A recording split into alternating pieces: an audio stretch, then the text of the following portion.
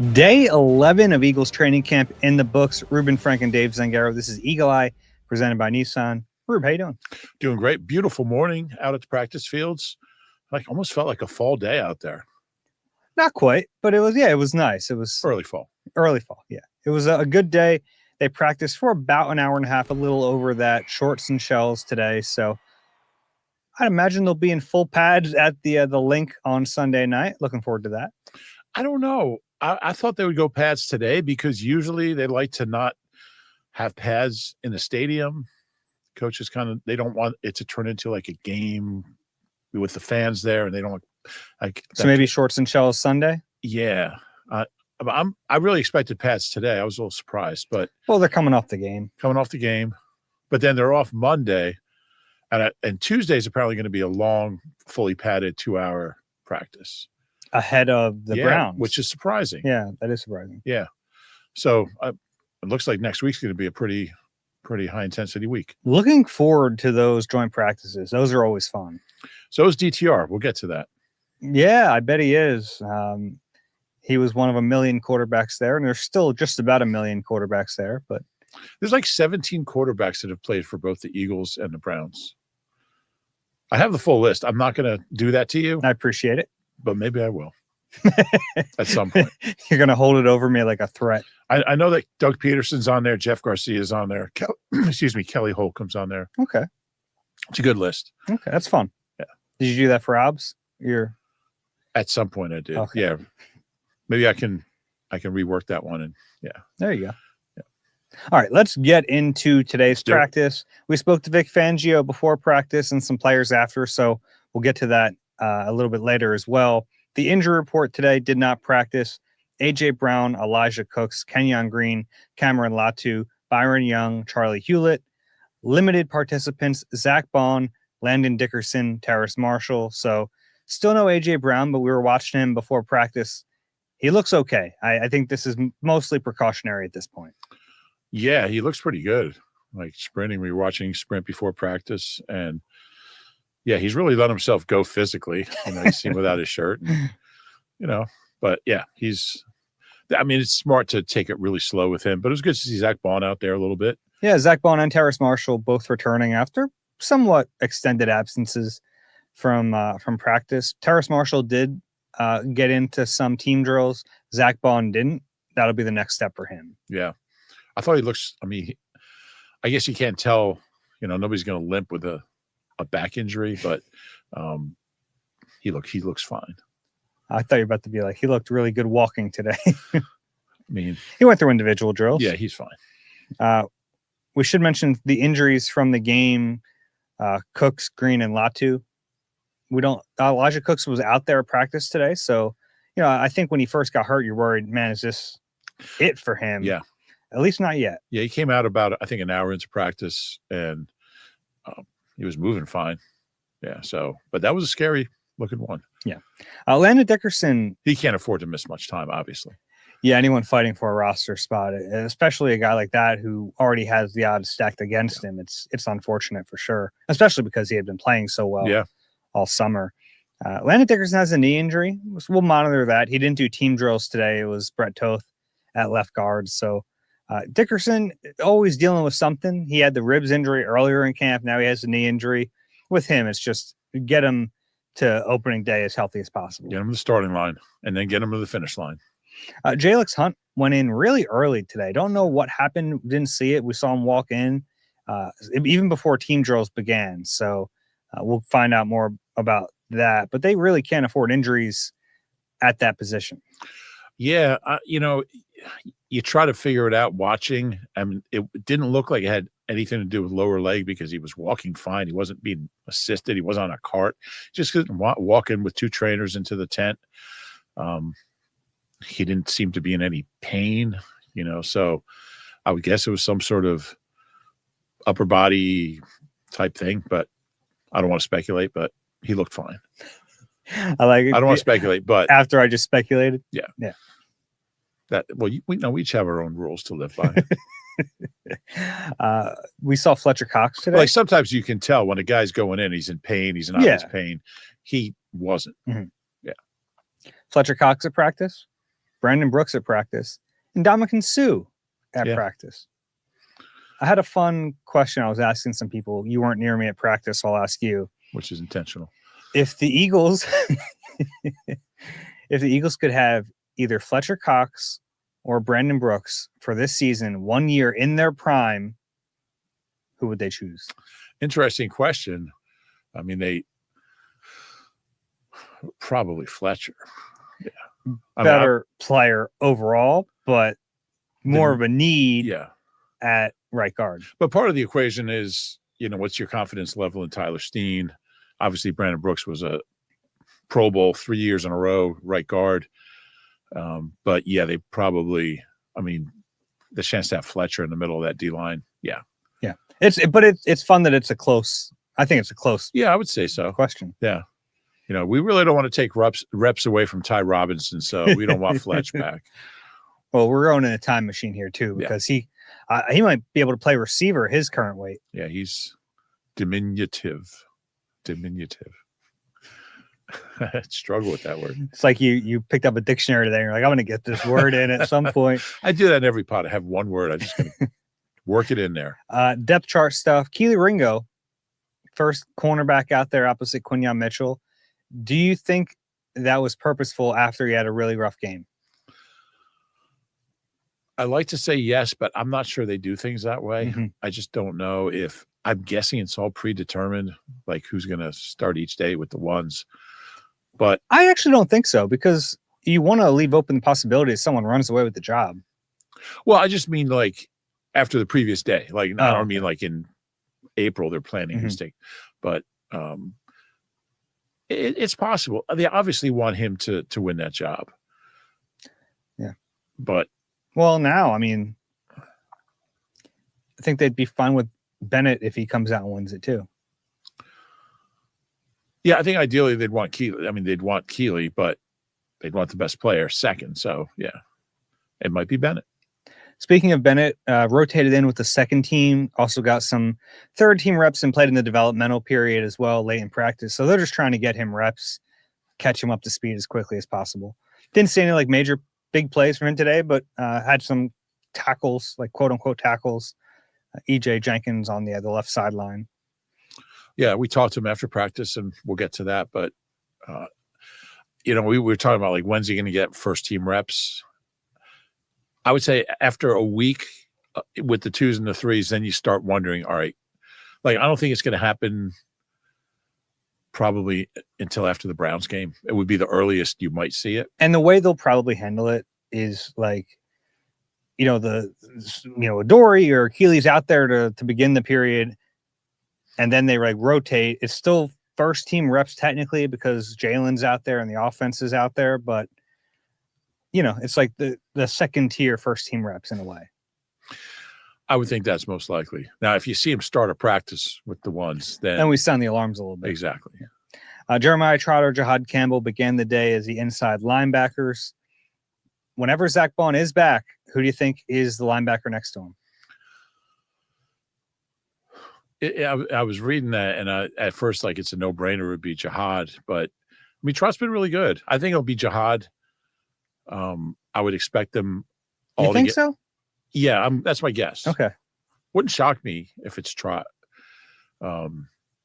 Trott's a more consistent player. I think Jahad's more of a flash player. Obviously, the higher ceiling. Yeah. I think they'll all get reps. I would expect it to be Jahad. And then, but it's an interesting question because Trott's been good. He's a good player. He hasn't done anything to lose the job. No. But I don't know if it was his to win. Yeah. I think where they were drafted is going to be a big part of it. Mm-hmm. And also, they were drafted there for reasons. So, yeah. Trott can play. I think I don't know if he'll ever be a full-time starter, but I'm convinced he can be a good player. Cooper DeJean got some safety reps, and then Sidney Brown in there. Andrew Cooper working with the second team. Kind of to be expected. He's still working his way back from that injury. Yeah. Hoping he gets to play in the Browns game. Hopefully he gets to participate fully in those Browns practices. Yeah, that's important for him. And he missed a lot of valuable time. So see how far behind he is. I was kind of watching him. seems to know where to be, and I think he's on top of things. It's just he missed some time. It's valuable time. In a way, it's like probably better that he missed time early. I would think like so. Kind of get it out of the way, and then you have it's not early. It's August 9th, but there's enough time here. I think he can make up that ground. Yeah, I would agree. Okay. And if by all accounts, he's a smart kid. He's diligent. So I don't think he's going to, not do the work to stay on top of things. The last note I had on depth chart I want to get to, Josh Uche got a bunch of those first team reps without Jalix Hunt. To me, that's notable because he's been ahead of Ojulari all camp, and he's earning those reps. And I think he's earning a roster spot. I think he's earning a role. Yeah, I would agree with that. And I think he's really gapped Ojulari over the last week or so. I've been disappointed by Ojulari. I think it's fair. I've been pleasantly surprised by Uche. Yeah, I think that it goes hand in hand. But when they sign both of those guys, they give more money to Ojulari. He's had more success, I would say, overall. I know that 1 year for Uche, but right. You take into consideration all 4 years of Ojulari's career. I felt the only question about him was whether or not he could stay healthy. There are more questions than that right now. Yeah, there are. And I did not expect – I think this is what they want at cornerback. They want one of the guys to separate, and you're getting it at that edge spot. Again, it's not early, but it's early enough that gap can close. Mm-hmm. Yeah. Or it could increase. Or it could widen. Yeah, I guess gaps widen. Yeah, can a gap increase?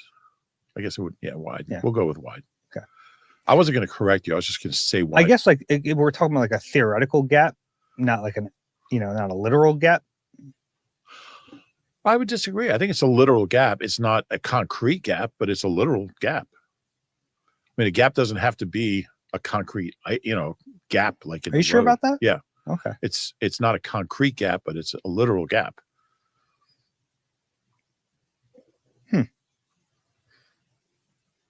I know these things because I used to work at the Gap. Did you? No. Okay. But there was one in the mall where I worked in a record store. Yeah. The play of the day. Yes, let's talk about this play. I like this play. Eagles ran backed up situations today, so that they're at the 1 yard line. First team pass to Saquon incomplete, and it was just one play for the first teams, one play for the second teams, one play for the third teams, and then they finished off with one play for the first teams. Second team, Tanner McKee backed up. Terrace Marshall, the intended target. Eli Ricks jumps the route, picks it off. It's a bang. I called it a bang bang pick six because he didn't even run. His momentum just takes him into the end zone. It was a nice play by Eli. It was. It's a play he needs, and I still think he could work his way into that picture too. At for that number 2 cornerback spot. Vic said that the other day. He didn't say no. Yeah, he said that. He also said that before the trade. True, but I think it's all hands on deck for that spot. And a play like that, it doesn't hurt him. And then I like what he did after the pick. The punt? Yeah. He punted it, and I was disappointed he didn't have his hang time. It went over the fence. It was a good punt. Yeah. I mean, there were years that he would have earned himself punting reps with that one. But, yeah, it went over the fence and into that parking lot where the players park, coaches. What do you make of Eli Ricks now? Because you're right. Maybe he can kind of wedge his way in there and compete for that job. But I also don't even think his roster spot is definitely safe anymore. I think that's true. I think he's one of those guys. He could go run the gamut there. Mm-hmm. I've always liked the player. More likely starter or off the 53. Off the 53 is more likely. Sure. But, I mean, he's a guy that has that size and that reach and the length. He's been here for a reason. They kept him around all last year for a reason. He barely played. I think he'll be in the league, but yeah, once you get Bennett, that whole position changes because Bennett's going to be here. Yeah. So I don't know. I'd like to see Eli get some reps with the ones. I'm not sure it'll happen now. Yeah, I think they had the opportunity to do it and they didn't, and now it's not going to happen. Yeah. But it was a nice play from him. It was. A nice punt. 2 nice plays. Devonte Smith. I don't know if you saw this play in the middle of the field, him coming back for the football. I did not. It's just such a little thing that he does so well. It's a play where some receivers would be lazy and kind of round off the route. But he fought back for the football. And that's something quarterbacks just love so much. Yeah. Yeah. I feel kind of empty that I missed that one. Yeah. He is something else. End of practice. I did see this one. Developmental drill. And it was not a touchdown. No, I think it was. Do you really? Yeah. I was right on the play. Let's talk about the play. Okay.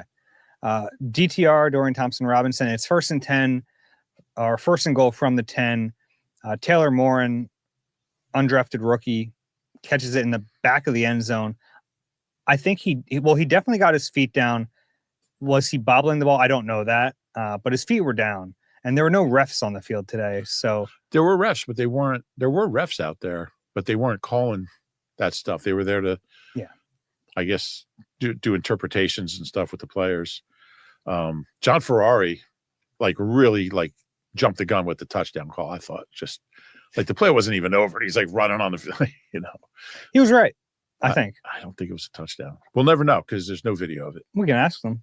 There's video of it. Well, we don't have access to it though. But we can ask them if it was in. No, we can. Yeah. I think it was in. Okay. You don't? I didn't think when it happened, and I was kind of parallel to the end zone, so I had a pretty good angle on it. You were far though. I was close. I was farther. I was on the other side, but I had pretty good perspective. I didn't think he was in, but we'll ask you. Tariq Castro Fields agrees with you. Taylor Morin agrees with me. Yeah, well, you know how I'm going to go with that. And then the next play, a slant from DTR to Morin on the 2-point conversion. DTR is firing it. Yeah, they have a weird decision to make. Yeah, and DTR had that, I think, 24-yarder to Morin Thursday night in the game in the 3rd quarter. Yeah, and I think, and I just wrote a story about those two guys. I think DTR has really gapped McCord, and clearly he's been better since maybe the first few practices. DTR was not sharp, but he's surprised me. I mean, he was terrible in Cleveland, and and I kind of asked him about going from that franchise to this franchise, and he kind of laughed that he wasn't going to put down the Browns, but he just talked about how much he's learned by being a part of this culture. We'll get to the interviews, but do you cut a rookie quarterback? That's not ideal, but you can't keep 4 unless 3 and 4 are really special, maybe, but I'm not sure that's the case. I don't think anyone's going to claim Kyle McCord, although it's possible you could lose him. Maybe there's a team out there that really liked him and thinks he's better than their 3. Possible. It's possible. Is it worth losing the developmental quarterback you drafted for a guy who is, well, he's a young guy too. He's a young guy, but you don't have the years. You haven't invested in him. They invested in McCord. And you have him under contract for 4 years. Yeah. It's an interesting dilemma because if it stays the same and McCord doesn't close the gap, I think if he closes the gap, if it's close, keep McCord. But so far, he hasn't. And I don't think he's been very good, honestly. And I think they would have to cut because you can't keep 4 quarterbacks. You can, but you're going to really hurt yourself somewhere. So, but knowing the way this team operates with that position, would it shock you? Wouldn't shock me, but also it would shock me if he was claimed. I think if they cut him, I think there's about a 90% chance they could get him through get him through the practice squad, through waivers. But to lose a developmental quarterback would hurt. It would. But if DTR is that much better than McCord throughout the summer, up until August 26th or whenever final cuts are, or cuts, they're all final now. There's one cut, but I think you would have to do that. I think that would be the most likely scenario. You could keep 4. You could cut DTR even if he's better than McCord.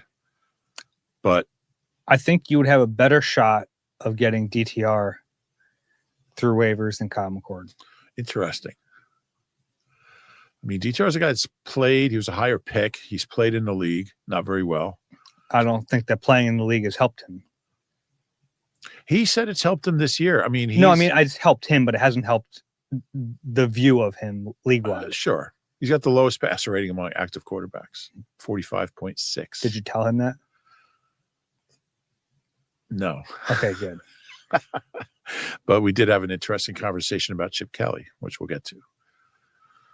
But it's an interesting dilemma. It'll be really, if it stays like this, be really curious to see how they handle it. Yeah. Fascinating. Down the roster stuff, but tough decisions to make if you're the GM. It's down the roster, but when it's quarterbacks, it matters a little bit more. Yeah. Terrace Marshall back on the field. And then also, excuse me, I'm sorry. No, you're not.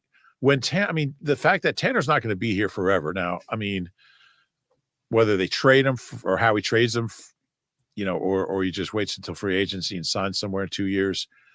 So at some point, and the way Howie thinks is he's already thinking about that is McCord the next guy, the next number 2 in a couple of years? Yeah. Well, it's hard not to think that way because 6th round pick, pocket pack, like they just did this and it worked out really well. Yeah.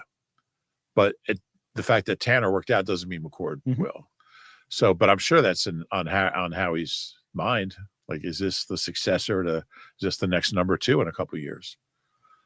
So if you think even with a bad training camp that he might be, then you keep him. So there's a lot of tough call. We good on that? I think we've exhausted the topic. Okay. But it's a fun one. It is fun. Terrace Marshall back on the field. I thought he looked good today. Made some catches, and he's got some ground to make up, but I don't think any of those back of the receiver spots or back the depth chart receiver spots are spoken for just yet. I think guys have made pushes.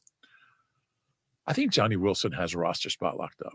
Locked up? Yeah. I think he's like clearly the front runner to win one of those jobs. I don't know if it's completely locked up. Then you might have one spot remaining. It's possible. Or two. Or two. I mean, we know like blocking doesn't go into a slump. And we know he can do that. We know they value that so much.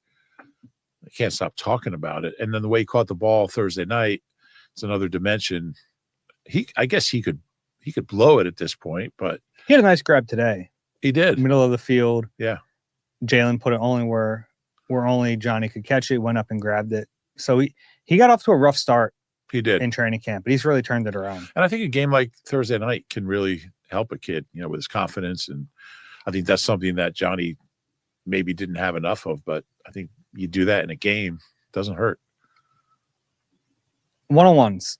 Were you watching all the O-line, D-line one-on-ones? Yes, I was, because I love that stuff. I do too. I tried to watch both that and 7-on-7s. I kind of accomplished the goal. Might have missed a few things here and there, but and it's funny because you were at 7-on-7s. I was at the one-on-ones, and I'm like between one-on-ones. I'm trying to look over to the other field. Yeah, and you're probably doing the exact opposite thing between 7-on-7s. You're looking at the one-on-ones. Yeah, the nice thing was it was all in front of me. Yeah, so I could just kind of have split eyes a little bit. Dave has the ability to watch 7-on-7s with this eye and one-on-ones with this eye. I felt like that's what I was doing today a little bit. I thought the highlight was Agbo Okoronkwo. Just 2 really good reps back-to-back against Kendall Lamb. Yeah, he showed a spin move. That spin move was like devastating. Lightning. I wrote devastating. Lightning fast. Yeah. Yeah, it was an impressive rep. And I mean, he's a guy I haven't really noticed him a lot, but yeah. I have. I think he's had a quietly good summer. I guess he's done some good things. He's done more than Azeez Ojulari. That's true. Yeah, that's true. But yeah, that really stood out.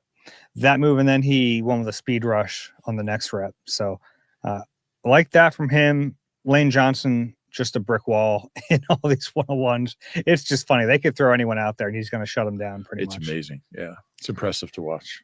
Tyler Steen, look, he battled against Jalen Carter. I was impressed. Like, if we go win or loss there, like, okay, probably give the win to Jalen Carter, but just the fact that Tyler Steen stuck in there. It's good effort. Yeah. Yeah. And the one thing I've noticed about Tyler Steen is like he might get beat off the snap. His feet are quick. He has the ability to recover, and that means something.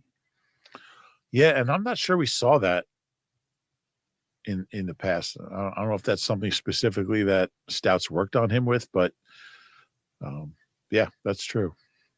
Ty Robinson, kind of the star of these one-on-ones, and he went against some different guys today. He had a rep against Drew Kendall, one against Holland Pierce, one against Locken. Oh, he killed Holland Pierce. Yeah, that swim move against Holland Pierce was devastating. Rough. Yeah, that was devastating.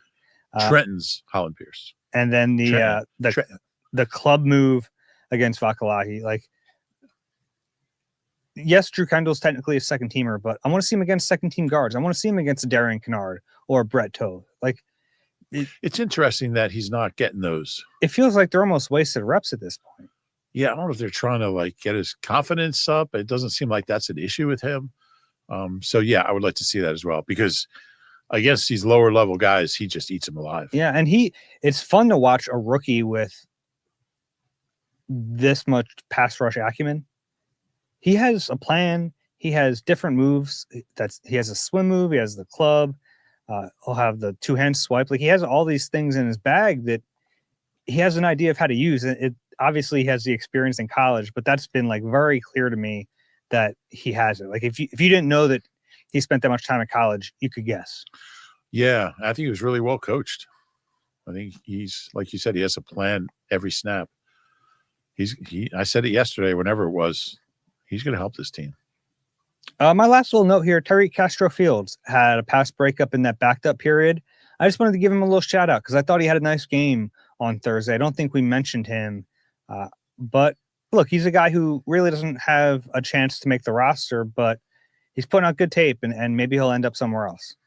Yeah, or he could be a practice squad guy who gets an opportunity at some point, but yeah, he's shown up. Yeah. Anything else I missed today? No, man, I love watching one-on-ones. I mean, there were a few others. My guy, Jacob Sykes, did you see his spin move? I could not see that one. Yeah, it was on, unfortunately, it was on the Australian kid. Vakalahi. Yeah. I'm just not going to try to say his name. He's the Australian kid. But I thought he showed up a little bit in the game, and yeah, that was good to see. They got some. He's been very disruptive as a pass rusher. Yeah. Yeah, he's like undersized, gets up the field, a slasher almost. Yeah. Yeah. They have some fun guys on the D line. And we talked to Clint Hurt. We'll get to that too, but yeah, good conversation with him. Okay, well, let's take a break and we'll get into that when we come back. All right. You deserve a car that thrills you, a car that puts goosebumps on your goosebumps. At Nissan, we've got everything from turbocharged SUVs to 100% electric vehicles that'll make your heart beat faster. Experience the thrill for yourself and shop your local Nissan store and NissanUSA.com today. Eagles fans, be a part of the Birds Takeover in Kansas City with NBC Sports Philadelphia and Philly Sports Trips. Includes optional airfare, hotel, an exclusive pep rally, all-inclusive tailgate, ticket to the game, and more. Book your Eagles ultimate fan experience today. Ruby, you mentioned Clint Hurt. I want to get to that, but let's start with Vic Fangio. We talked to him before practice. Has not gotten old yet. Vic is always amazing. We asked him about Jacorian Bennett, new cornerback. I asked him if Bennett has a chance to compete for that starting gig. He said possibly, but basically we got to get him up to speed first. Yeah, and as tempting as it might be to say, go get some first-team reps, that wouldn't help him or the team or anybody. He's not ready for that. He's got to learn what they're doing first. So he was asked about Keely. Do you want to share the wit and wisdom of? Yeah, I mean, honestly, I thought this was the most fascinating stuff from his presser. And there are a few different angles with it. First, that like he thinks it was good learning experience for Keely going up against Jamar Chase and giving up that play. He said he wasn't upset that. Say glad it happened. Yeah, he said he obviously wasn't upset that Jamar Chase caught the ball. He was upset Keely didn't tackle him, had the bad angle. I thought this was interesting that he called cover 0 there because he wanted to put stress on Keely, and he'll make calls in a game or practice just to put stress on his players, see how they handle it as a part of the evaluation process. Yeah, I love that. I was a little surprised he admitted that. Mm-hmm. So he's basically saying, I want to see how Keely reacts in a high leverage situation with a all pro receiver on him, and he didn't react well, but he thinks it's going to be a learning experience. I'm not sure a lot of defensive coordinators would have that thought process and that approach. And it was also very funny because he said, we played the Bengals. You see me run cover 0 against them? Yeah. For good reason, right? But there are going to be situations like that where you're a cornerback and you're in a tough spot against a really good receiver. You got to get into the ground. You got to do whatever you can. And it was just a horrific angle. Use the sideline. Yeah. Yeah, it was terrible. It was hard to watch just because he total loss of fundamentals and what he's been taught to do. He was asked about the play. He was asked, what did you see on the touchdown Keely gave up? He said, which one? that was hilarious. He also had the standard passive aggressive practice comment. Yes, he did. Some people think you don't need practice anymore. You need practice. Yeah. You don't know how important this is. And he was asked about Adoree Jackson, and he kind of said the only difference was they didn't target him as much, which is true. But, I mean, he gave up a couple plays to that number 15, whoever that was. I don't think he had as bad a day just because he wasn't really targeted as much, but he didn't have a good day either. Mm-hmm. The PFF numbers from that game, by the way, take it for what it is. But Keely Ringo gave up 4 catches on 4 targets for 79 yards and a touchdown. Adoree Jackson gave up 4 catches on 5 targets for 45 yards. Yeah, not ideal. What were their defensive passer ratings? I don't know offhand, but yeah, StatHead doesn't do preseason passer ratings. Yeah, so it wasn't a good day for either one. I think at one point I don't know. Yeah, they got to figure that out. Anything else from Vic stand out to you? No, I think that was it. I've been kind of fascinated. This is the second time you mentioned Gabe Hall and how much that year in the practice squad meant to him. Yeah. So I followed up and was like, well, what exactly? And the first thing he said was just confidence. And then he said he got stronger. And I think both of those things are showing up. And Gabe Hall, he doesn't have a roster spot locked up, but pretty good shot without Thomas Booker on the team. Yeah, I think so. And he said that's guys like him are what the practice squad is for, he called him a poster child for the practice squad. Yeah. It was interesting. He kind of grouped all those guys together, BY and Ty Robinson and Gabe Hall. Obviously, Ty Robinson's going to make the team, so it kind of changes the equation. Mm-hmm. Even if he's behind the other two, which he isn't, but even if he was, he's still going to make the team as a rookie 4th round pick. But those guys all have made plays. Did you go nickname? Did you say BY? I guess that's what Clint Hurt called him. Okay. So yeah. I didn't know you and Byron Young were on such close terms. Yeah, we're boys. But yeah, Clint Hurt called him BY. When you said BY, I was like, are you talking about Byron Young right there? Did he drop a nickname on me? Yeah, I guess that just, that happened organically. I didn't really think about Seeped it. In? Okay. That's what Clint called him. So for a second, I didn't know who you were talking about. Who else could it be? Well, I had to think about who the initials BY. Oh, Byron Young. What other BYs are there? Well, not on this team, but I had to think about it. Okay. All right. Anyway, but they have some talent there. I'm going to find some other Eagles with the initials BY. Right now, you're going to do that? I'm going to do that right this second because I think that's the best use of your time. I'm really curious about this. I think our listeners want to know. Oh, there's never been one. Okay. There's never been one. There's not a lot of guys with the last name starting with Y. Roynell Young's probably the most prominent. Vince Young. VY. Yeah. Michael Young, the receiver from UCLA. He was here for part of a season.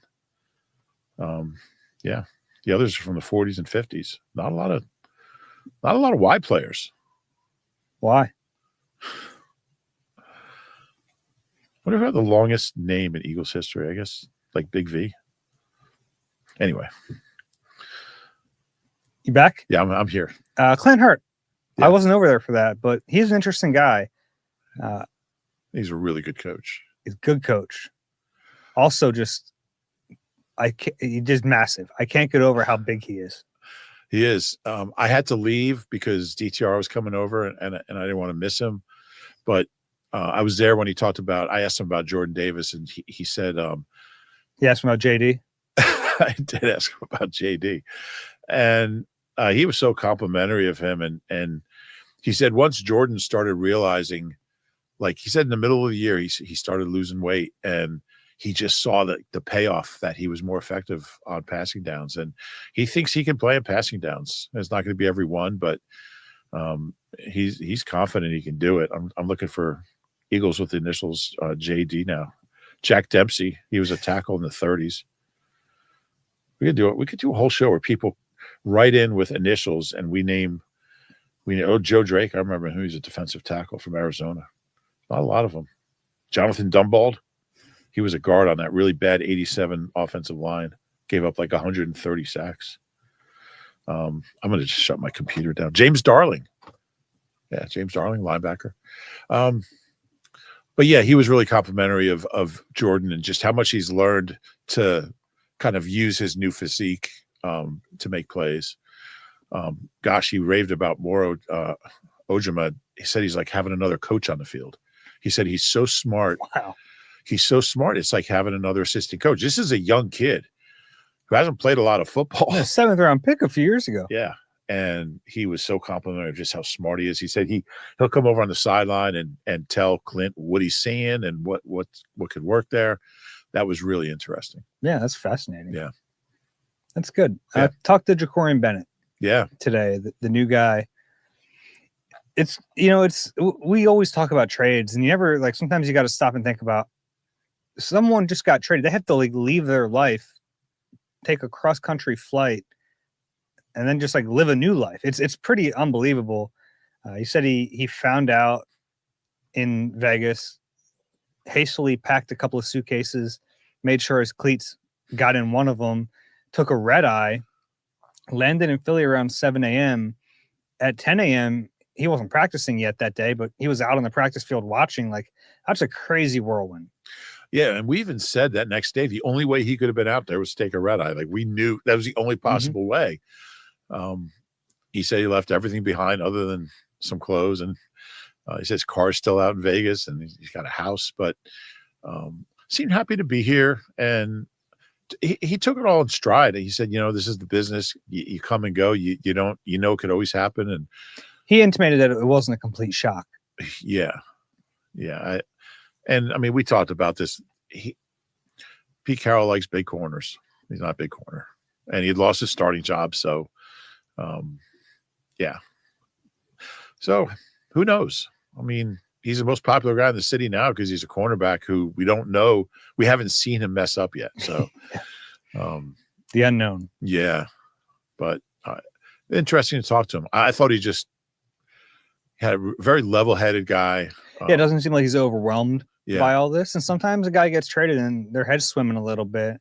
He was like, there's only so many coverages. Like, I got to learn their techniques, but, and I think that's the right outlook. Now he does have to learn the finer details of what the Eagles are doing here schematically and what they're doing from a teaching standpoint. But to his point, like, yeah, cover 3 is cover 3. You're like, whatever you're running is what you're running.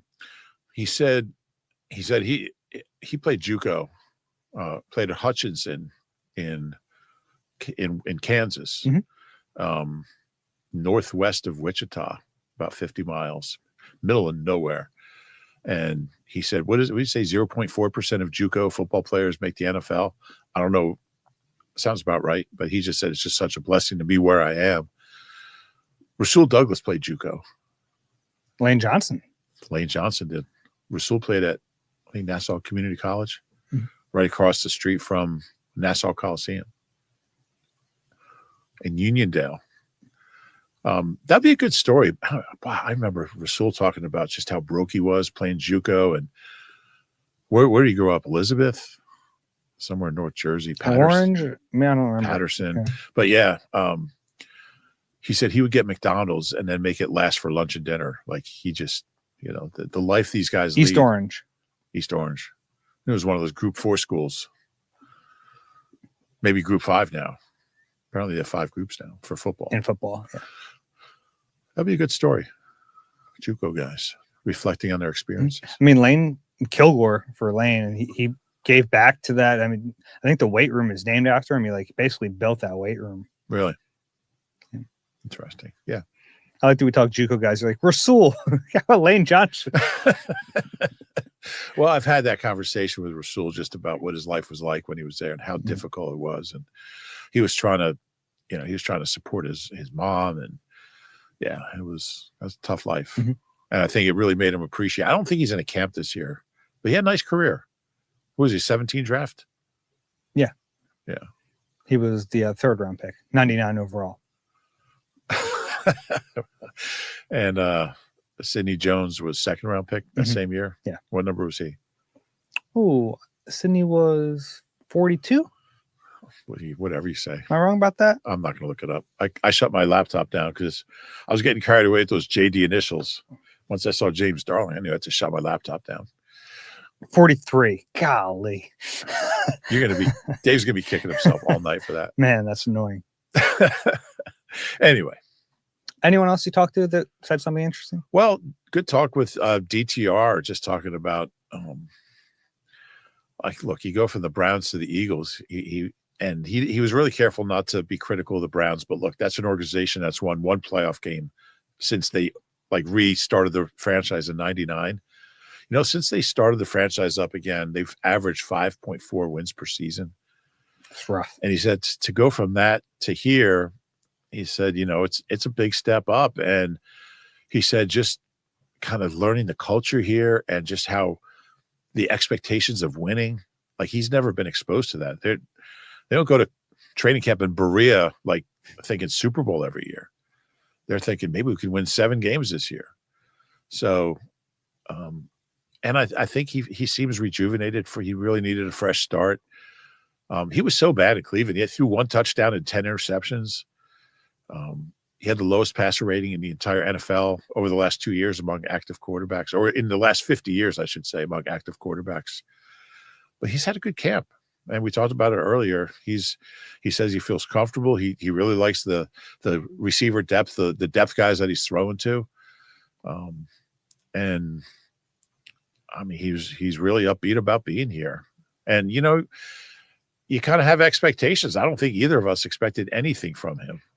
And you and I called that 3rd quarterback job in OTAs like idiots and gave it to Kyle McCord, and he's come out DTR and played really well this summer. Yeah. And I mean, he was talking about how he's helping Kyle McCord, which is interesting as they're competing most likely, maybe not most likely, but quite likely for a roster spot. He talked about Chip Kelly. He called Chip Kelly a genius. He said he'd learned more football from Chip Kelly than from anybody in his life. And he said that some of the concepts they run here are similar to what he ran at UCLA with Chip. And we were joking afterwards. I was like, don't say that stuff about Chip Kelly. Don't say nice things about Chip Kelly around here. He was like, oh, yeah, I know. I've heard. Or at least don't do it when Deshaun's at practice next week. Oh, yeah. Yeah.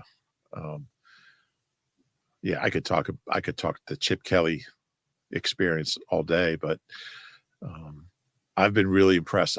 He might be the most surprising player to me in camp, just based on my expectations when camp started. That's a fun game to play. He's one of them. I think Josh Uche is up there. Elijah Cook's up there.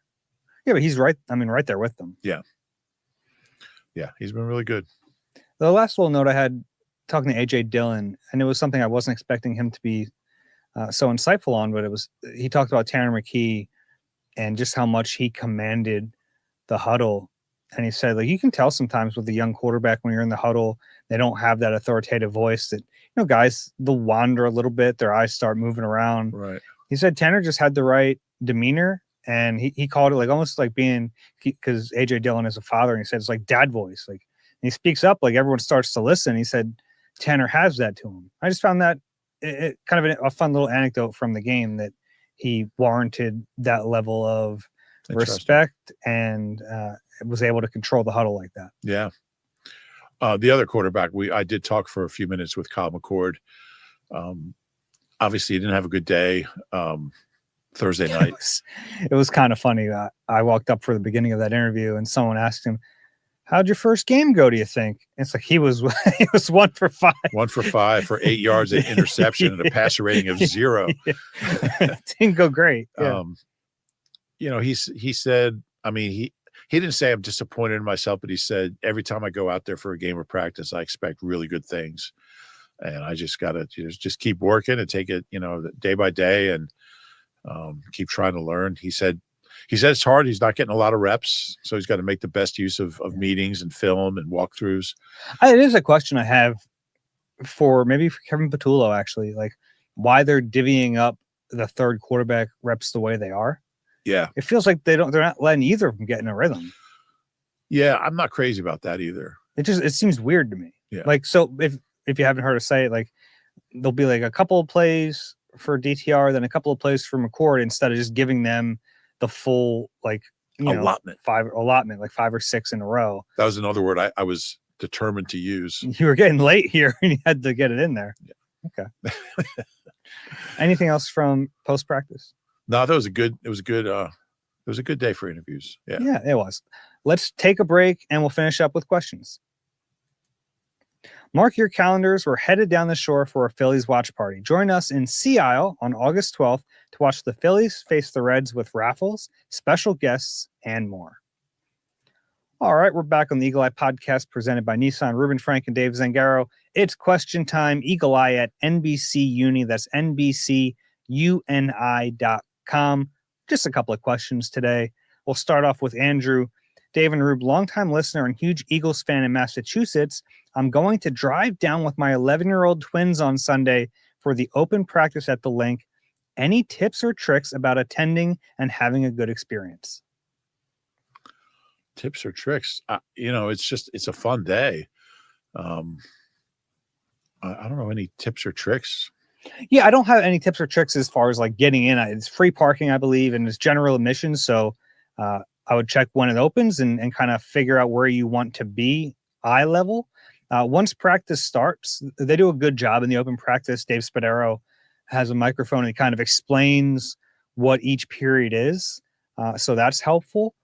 I would say if at any point they do 7-on-7s, know that is when the 1-on-1s are going on. And if you can, maybe keep an eye on those 1-on-1s, because to me, that's one of the most fun parts of watching a practice. I think that's something we share. We both love watching. Yeah, those. The O-line, D-line 1-on-1s. Yeah, exactly. So, yeah, it's a fun day, and you'll have a great time. All right, next one is from Alex. Now, love the show, mainly because the two of you are fair and honest with your evaluations. No clickbait. Today, Rube said that Tanner McKee is a top 20 quarterback. Whoa. Not to be outdone, Dave comes over the top saying Tanner was the best quarterback at the link. Good grief. Allen Iverson called. He wants me to remind you we're talking about practice, not a game. Not a game. No, it was a game. It was a game. I should also point out I was clearly joking when I said Tanner was better than, I was not joking. Than Joe Burrow and Jalen Hurts. I was not joking about top 20 quarterback. I'd have to seriously sit down and think about it. I'm actually going to pull this up right now. All the quarterback rankings are very arbitrary and whatever, but I have the PFF one in front of me. Okay. So they have top 32. Okay. I'm going to go from 32 and work our way up. And you tell me yes or no, you would rather have Tanner McKee. Okay. Tyler Show. Yes. Mason Rudolph. Yes. Anthony Richardson. Yes. Joe Flacco. Yes. They have him as the Browns quarterback. So take that as you will. Justin Fields. Yes. Russell Wilson. Yes. I mean, we're saying not in their prime, but right now. Yeah, of course. Yeah. Joe Montana. Well, yeah, I'd rather have Tanner McKee right now. I'll take Joe. Sam Darnold. Yes. That could go either way. Yeah. And he's 25 or he's 26. So Cameron Ward. Yes. Caleb Williams. It's weird they had Cameron. I feel weird saying Cameron. Yeah. Not Cam. Yeah, why not? Yeah, sure. Over Caleb Williams? Okay. Yeah. Michael Penix. I'm going to keep saying yes till you get to Mahomes. Yeah, I wonder how Michael Penix. Yeah. Drake May. Yeah. JJ McCarthy. And some of these are tough because McCarthy hasn't played. Yeah, I'll say yes, just because I've never seen McCarthy. Bryce Young. Sure. Okay, so you have him in this top 20. Bo Nix. No. Yeah, I think that needs to be, yeah. And then you get into Tua, Dak, Trevor Lawrence. I don't think there's any question you can put him above those guys. I mean, Tua, you take into account the concussions and how much of a future he might have. Yeah, but we're talking. Yeah. I don't think Tua's a great quarterback, but yeah, I think you'd put Tua ahead of 10. Sure. Okay, so yeah, you backed it up there. You had him at 20. There you go. Top 20. Okay, that was fun. Do a couple more here, or at least one more. This one from Nick. Hey, Dave and Rube, with the Browns and Eagles joint practices coming up, I had a thought. Undoubtedly, Tanner McKee is going to ball out against the Browns' second stringers. If the Browns GM were to go up to Howie and say, I need Tanner McKee to be my starter, I'll give you our first-round pick for 2026 and fill in the blank quarterback. Which quarterback would you want from the Browns to make that deal happen? Sadly, the irony of Pickett coming back is off the table based on what we learned from the Reddick saga. You can't trade a player back. Right. I forgot about that, actually. Yeah. What a disappointment. They can't get Pickett back. So you got to figure the Browns' first-round pick is going to be pretty good. Like top 8 pick. Yeah. But about the quarterback, which quarterback would you want? Would you want a Flacco who's like, you know where you're getting? No. Oh. I guess I would just take Shador just to develop him. And he played well the other night. Oh, did he? Mm-hmm. Yeah, I'll take him. Okay. You want to end there? No, let's take one more. I don't want to end with that one. Okay. Last one is from Kaiser. Longtime listener, first-time writer from Wisconsin. I was shocked to see you. First-time writer? Oh, okay. Writer. Letter. Of an email writer. Yeah. He's probably written, or he or she has probably written something before. I thought something like a first-time sports writer. Oh, no. I was shocked to see you omitted Will Shipley from your stock-up list in the post-game pod. I was really encouraged by what I saw from him in that game on the broadcast. They went as far as to say the Eagles might have upgraded at the running back 2 position. Obviously, one preseason game can't put him above Kenny G, but how confident are you in him now compared to the start of the offseason as their backup? I thought you had him in stock up. I didn't. And honestly, like, not to take anything away from him, but his big run was just so beautifully blocked that Tyler Steen. And it wasn't just Ty, it was like everyone on that play. But he had the seal block. Yes. But I thought it was just like really well blocked for Shipley, who, I mean, did get through the hole. Honestly, I thought he was going to house it. I thought so too. So, but I think he's. Is he better than Gainwell? No. Potentially. I wouldn't put him there now. No, I wouldn't either. I think the combination of Dylan, I think Dylan's had a good camp. He's looked good. He's healthy. I think it's potentially pretty good. I was a big Kenny G fan. I wasn't a great player, but he understood. You didn't like him as much as Nick Sirianni. He understood his role and he filled it well. But I think they could potentially be better. I'm curious about Shipley and how he's going to be used. I really like him as a receiver, and I think he might have a role there. I agree with you. I think he does fill some of the Kenny G role, especially in like 2 minute. I think that's going to be a big part of what he can do. But Saquon's so good that like, if there's a big moment, he's going to be on the field. Yeah, and I know there's like a sense among some people that like Saquon, after what do you have, 482 touches last year? Mm-hmm. Obviously, it was under 400 in the regular season. That it's going to go way down. I don't think it's going to go way down. I think that the plan is, look, we know how well he takes care of himself.